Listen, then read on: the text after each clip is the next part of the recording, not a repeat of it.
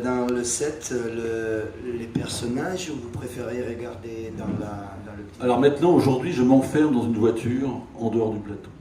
C'est-à-dire, j'ai quitté le plateau, alors qu'avant j'étais collé à l'acteur et je ne le quittais pas. Ensuite, j'étais à côté de la caméra. Ensuite, j'ai été près du moniteur. Et maintenant, j'ai mis une voiture à 100 mètres du plateau. Et je m'enferme, parce que maintenant j'ai un micro. Maintenant, je mets des oreillettes aux acteurs et je parle.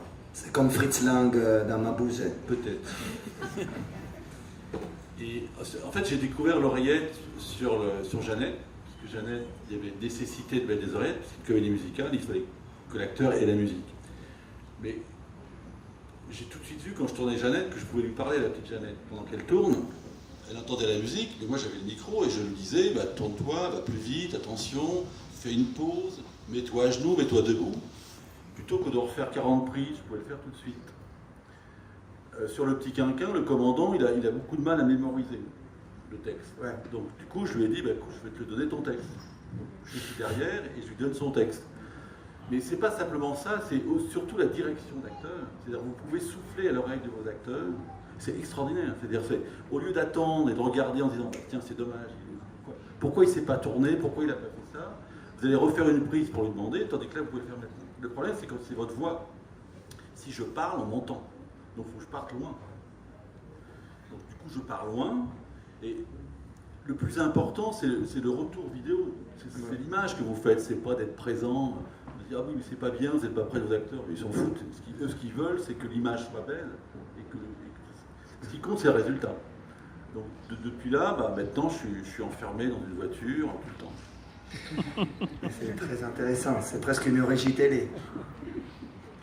Et moi, je n'avais pas prévu de faire un parcours chronologique, mais il y a quand même une question qui justement me questionne. Donc moi, j'ai vu vos films dans l'ordre où ils ont été réalisés.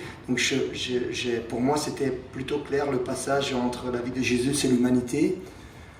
Mais le film d'après a été une véritable cassure. Je ne sais pas si c'était comme ça pour vous, 29 Palms. C'était une cassure pas seulement parce que vous avez décidé d'abandonner la France, d'aller dans un autre milieu, dans le désert, mais aussi en termes, et pas seulement en termes de sujet, mais aussi en termes de mise en scène et de travail avec les comédiens. Je ne sais pas comment vous voyez ce film par rapport aux deux autres et qu'est-ce qui vous a poussé à le faire? Non, en fait, j'avais un projet américain. C'était un projet de film. Et on avait trouvé un peu d'argent avec Canal pour le développer. Et donc en fait je suis parti aux États-Unis à 29 Palms pour faire des repérages. Et à la fin du repérage, on s'est aperçu que le projet ne fonctionnait pas économiquement, qu'on n'avait pas l'argent. Donc il fallait renoncer.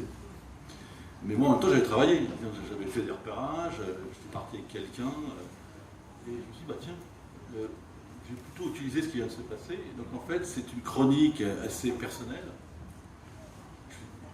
que je dis, je vais raconter, avec un peu de fiction quand même, mon repérage. Alors, au lieu de faire un cinéaste, on va faire un photographe, donc j'ai arrangé un peu les bidons, mais c'est à la limite la chronique de mon repérage. Et donc ça m'intéressait. Moi je suis quelqu'un qui aime bien l'aventure. Vous voyez, je fais des comédies musicales, je fais du comique, je peux faire autre chose. Je trouve très intéressant de prendre de changer de chemin et d'essayer d'aller au-delà. Donc là, j'ai fait une espèce de film un peu autobiographique, ce que j'ai jamais dit d'ailleurs, donc je vous le dis aujourd'hui. On s'en fout. Et voilà, donc c'était une aventure personnelle et voilà.